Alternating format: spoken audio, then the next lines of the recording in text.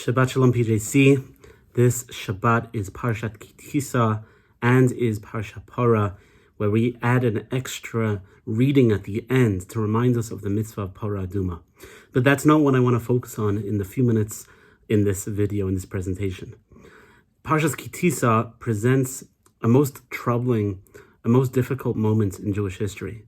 We're standing at the foot of Har Sinai. We've just heard the divine revelation. All of the Jewish people, everyone present, hears the voice of God. And we are presented with the crisis that Moshe is not returning. Moshe has not come back when we expect him to. And we turn to Aaron. And we say to Aaron, help. And of course, as we know how the story goes, a golden idol is created, a Parah Aduma, a golden calf, manifests itself in the people, and the people celebrate and they dance, and they say, this is our God, this is our God. One of the most tragic and troubling moments in Jewish history, where the Jewish people can go from revelation to a revolting behavior. What is going on? Not just that, throughout our Parsha, the Jewish people, we are identified as an Am Kshei Oref. We are identified as a stiff-necked, a difficult people, an obstinate people. Aaron even goes to the level when Moshe confronts him and says, what happened here? Aaron says these people are inclined to do evil all the time. Now remember, Aaron is the Ohev Shalom and the Rodev Shalom. Aaron is the one who pursues and defines himself by peace.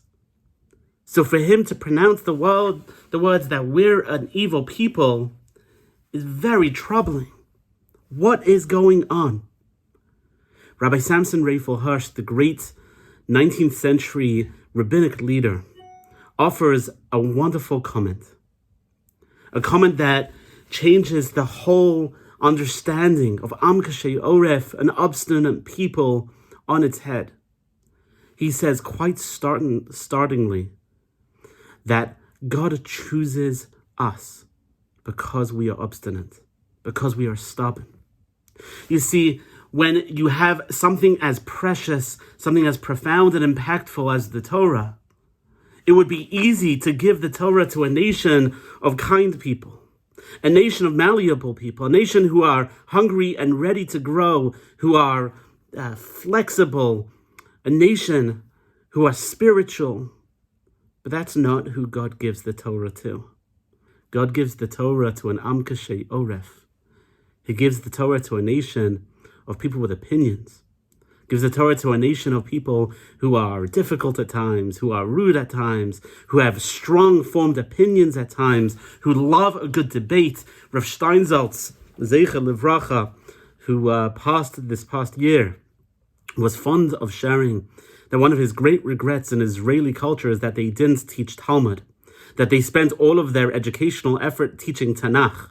And he says one of the reasons this is such a critical mistake is because in Tanakh you read of Nevi'im, you read of prophets who have a message of truth. In Talmud you read of rabbis who have a debate about truth. They have a discussion, they have questions and they have counter questions. The Talmud teaches you to be humble. The Navi teaches you that you're right, that your message is right. Had they taught Talmud in society, perhaps we Jews would have learned to be humble and to consider the other opinion. But almost tongue-in-cheek, Rabbi Steinsaltz suggests, in studying and examining the words of the prophets, we taught ourselves to be committed to our correctness, to be committed to our way without seeing anyone else's way, without understanding or appreciating or listening to another opinion. Rav Hirsch suggests, if you want to understand the power and the impact of God and His Torah, understand just how stubborn and how difficult the Jewish people can be. Understand that at the foot of the mountain, the foot of Har Sinai, in the shadow of divine revelation, the Jewish people can be bent towards evil. And yet they're given the Torah. God commits and God promises to be in our midst. And the impact of going from an Am Kshei Oref, from a stubborn people to a sanctified people, that impact is second to none. If you can take a people that worship idolatry at the foot of the mountain of God and build a Mishkan in their midst, then you understand the tremendous impact, the huge potential of the Torah, its ideas and values, and of bringing God into this world. Our world is in deep need of repairing. It's in deep need of growth and in healing. God teaches us this week, when the Jewish people broke the covenant with God, God will renew that covenant. God will double down and make a new commitment, accepting us for who we are, knowing what we can be. Wishing everyone a Shabbat Shalom. The weather is going to be nicer this week.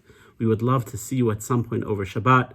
Visit our Pesach website, pikesvillejewish.com/Pesach, to learn more about the many offerings in the coming week. And everyone stay healthy, stay safe, stay sanctified. Shabbat Shalom.